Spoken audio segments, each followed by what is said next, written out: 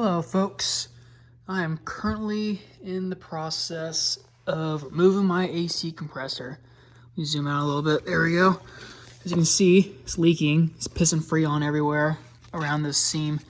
Try to look up so I can get a gasket kit for this, but this thing's pushing 30 years old, so I decided I'm just going to replace it. I might keep it around for spare parts since it is OEM, but I don't feel like taking it apart right now, so I just got me a reman.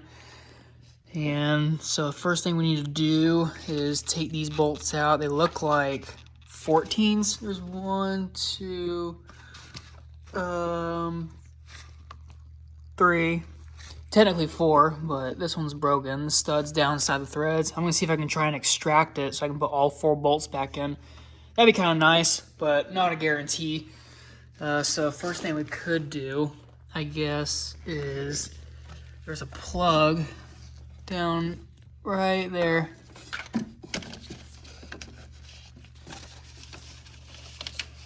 So this electrical connector, just follow the wire right here.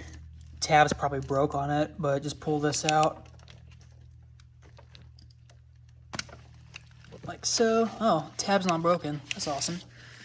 All right, and then we can remove these lines. So typically on these, you're supposed to discharge the system. You got the low side and the high side, and you hook it up to a machine and it takes all the stuff out, but all my Freon is gone basically, so this thing ultimately discharged itself, so I'm not really too concerned about that. I'm just gonna remove these fittings right here, unscrew it, and then I'm gonna take these bolts out, but before I do that, I gotta take the belt off. I might even do that first, just to get it out of my way, but it shouldn't be too hard. This is a 96 model, and I think the same calls for, all 90s models until you get to the later years. There is a tensioner pulley right there. It's a 15 mil on the front, and I think it's a 15 mil on right here. This is the tensioner bolt. You loosen that first, and you loosen this, turn it left, and this whole belt should come free. So, all right, let's go ahead and get to work. All right, belt is off. Now I'm just letting the pressure kind of dissipate. Just get it loosened up until you start hearing it hissing. And then once it's done hissing, all the pressure is neutralized. Obviously, this is not the right way to do this, but due to the lack of equipment that I have, I just gotta do what you gotta do. Now, I recommend doing this in a well-ventilated area, but it's raining outside, but garage is open. But yeah, definitely do this out in the open, because that R134 is very potent. So once it's almost done, it seems like. All right, AC compressor is out. Didn't make too much of a mess, luckily. Got the old part, new part side by side. Looks pretty good. It's a lot shinier. It's kind of nice to see. Fittings look the same. The orientation's the same. The wiring is backwards on this. On my original one, it's on the outside towards the passenger side. On this is towards the inside by the engine block. So that hopefully that shouldn't be too big of an issue.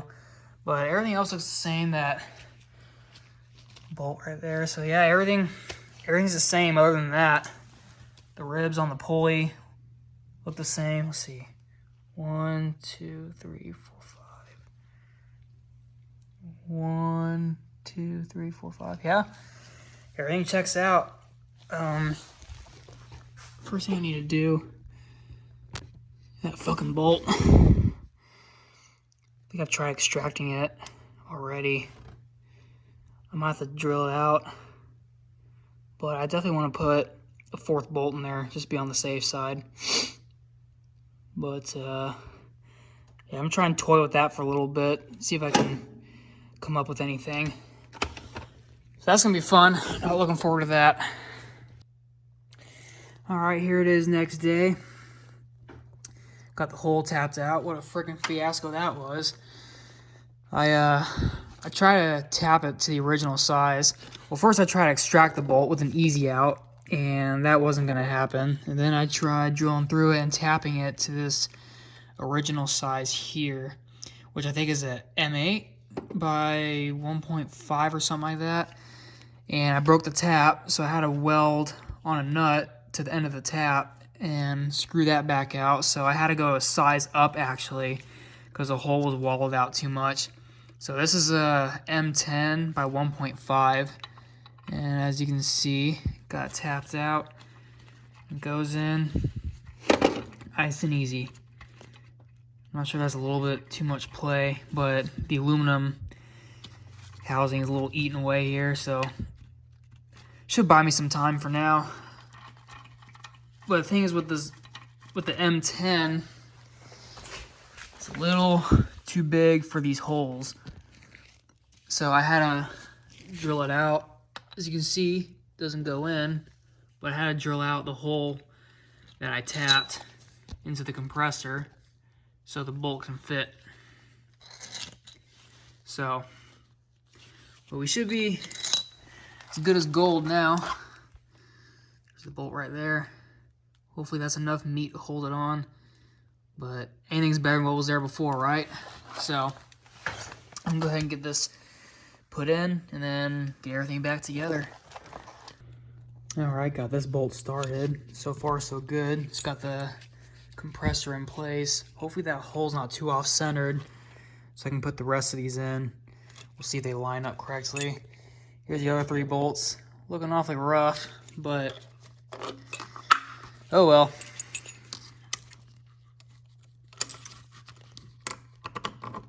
Come on, baby. Jesus. Golly. Picked a good spot for this hose, but to be fair, where else are you gonna put it? All right. That one went in. This one went in. This bolt seems a little high. This bolt seems a little high. And that one back there. I'm gonna go ahead and switch those 2 bolts. All right, that's better. I don't know where this bolt came from. Doesn't seem to have a lot of threads to bite onto, but I'd rather the shorter bolt be here because the belt's gonna be pulling down on this. So these bolts aren't as important as these 2 because when you have the belt on the pulley, it actually pulls in. A lot of the torsion is towards the back side, so I just want to make sure there's enough thread on the back bolts in the front. Worst case, I can just change this bolt out later, but and I got this bolt and it's still got plenty of thread left. It's not in all the way yet, so I'm gonna get these tightened up. And when you get the new compressor, it's got these plastic caps on here. Don't take these off until you're ready to put the lines on. So go ahead and keep these on, save them for last, because a lot of these come primed, or pre-filled I should say. I'm assuming this one does, so just go ahead and leave these on so the oil doesn't leak out of it. Then I gotta change the O-rings. I got my old ones right here, so I'm gonna go ahead and get those matched up. I have a O-ring kit in my toolbox that I'm gonna go through, and I hope on the low side here, the threads are kind of eaten up on the compressor, but hopefully on the flange fitting, hopefully the threads are still okay. They seem okay, but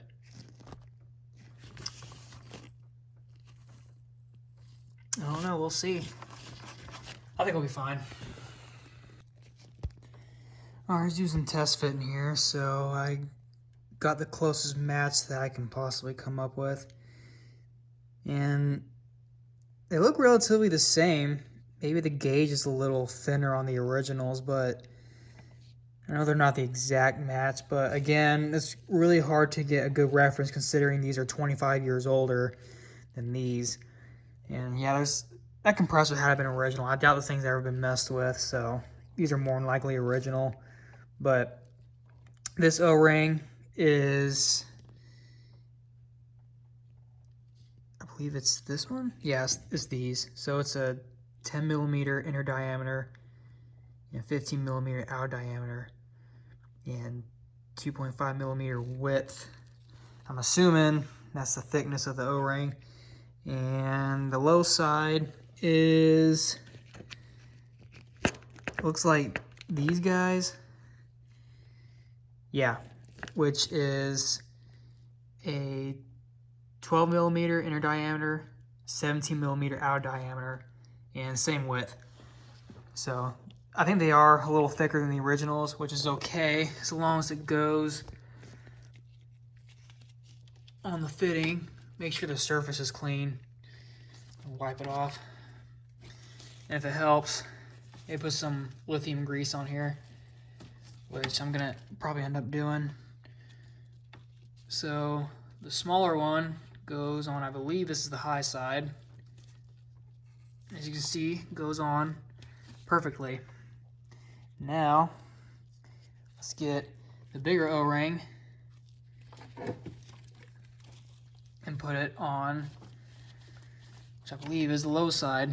Don't quote me on this, I'm not an AC guy, but I'm assuming small for high and big for low. Ironic.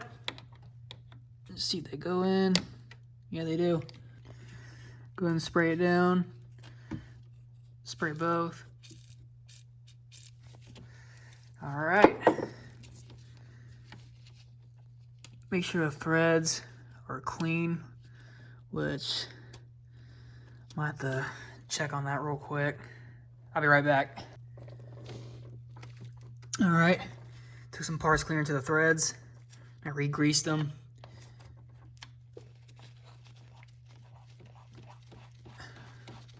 Threads go on perfectly, that's a good sign. Gotta fish this back through. This was over top. Here we go. Put that in there, like so.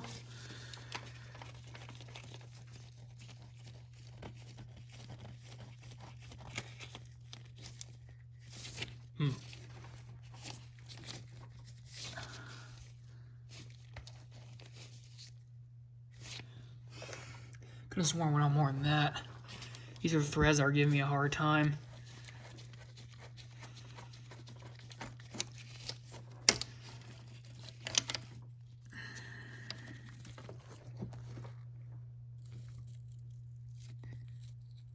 Those threads look chewed up to you guys. They don't look very healthy. Just to give you guys a little insight. This is how it looks coming off. But these are the threads to this. Those aren't the threads that came off the fitting. I think this is a softer metal than the line fitting itself. The threads on there look fine, but I think the threads from the compressor are still in here, hence why it's binding up. I might have to take a closer look. I can't really get my hands in there though. I might shop around and see if there's a new line that I can get. I'm gonna try and make this one work, but I'll see what I can come up with. All right, I'm back. I had to wait on a part. This low side pressure hose to be exact. None of my local auto parts stores had them, so I had to order off of Amazon. Took about a day to get here. Got here fairly quickly, luckily. So it's all tight, ready to go. I gotta take it in, have it tested. All right, go ahead, hook our connector up. I left mine unplugged because I ran my vent and everything. I want to turn the compressor on without any Freon in it, but now it's getting colder out. I don't really need it, so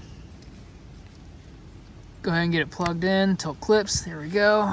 All right, we're all set under the hood. Now I just gotta take it in and have it recharged.